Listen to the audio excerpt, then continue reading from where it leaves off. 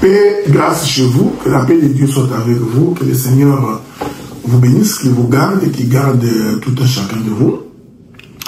Nous continuons la troisième partie de notre intervention sur les songes de Joseph. Alors, je rappelle à titre introductif que Joseph, dans son songe, il a vu les gerbes de la terre et il a vu la lune et les étoiles et le soleil. Donc il a vu les gerbes de la terre et il a vu les luminaires. Okay? Alors il est important de retenir que la terre a été extraite des eaux au 3e jour, alors que les luminaires ont été créés le 4e jour. En d'autres termes, le songe de Joseph reprend donc le 3e jour et le 4e jour. Nous entrerons dans ces détails très prochainement. C'est pourquoi un jour le Seigneur dira à Abraham, lorsqu'Abraham a fini de sacrifier, Dieu apparaît à Abraham, il dit à Abraham, ta descendance, ta postérité séjournera dans une terre étrangère. Et lorsque l'iniquité de ceux qui les auront asservis serait arrivée à son comble, moi, l'Éternel Dieu, je descendrai. Et il précise que il viendra délivrer la descendance d'Israël à la 3e et à la 4e génération. J'ajoute encore une autre pensée. Le Seigneur dit, je punirai l'iniquité des pères jusqu'aux enfants. Donc, l'iniquité des pères aux enfants jusqu'à la 3e et 4e génération. Alors, il faut se poser la question de savoir pourquoi le Seigneur reprend-il la 3e et la 4e génération. Parce que c'est cela le songe de Joseph.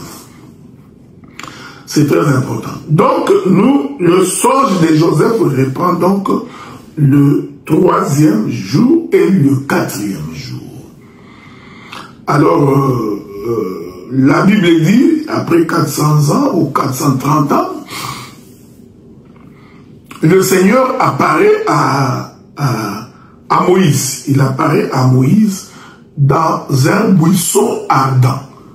Ok? Retenez ce que j'ai dit. Il apparaît dans un buisson ardent. Or, le buisson, c'est le produit de la terre. On est ensemble, non? Ok. N'oubliez pas que dans le songe de Joseph, il a vu qu'ils étaient en train de lier les gerbes. Or, la gerbe est un produit de la terre. Dans la vision de Moïse, Moïse va donc voir un buisson. Or, les buissons, c'est les produits de la terre. Mais ces buissons-là, l'Écriture dit, c'était un buisson ardent. En d'autres termes, un buisson tout en feu. Or, le feu, c'est la couleur du soleil. On est ensemble, non? Je répète ça. Le buisson ardent, c'est un produit de la terre, alors que le feu, parce qu'il était tout en feu, cette couleur du feu, c'est ça même la couleur du soleil. Ce n'est pas moi qui dis, c'est la Sunamite qui dit ça.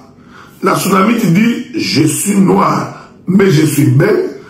Ne prenez pas garde à mon teint noir, parce que c'est le soleil qui m'a brûlé. Donc, il confirme que le soleil est un feu. On est ensemble, non? C'est pourquoi le jour où on sacrifie Isaac, Isaac pose la question au Père. Voici le bois et voici le feu. Isaac, dans sa question, il a répété les songes de Joseph. Hein? il a prédit les songes de Joseph.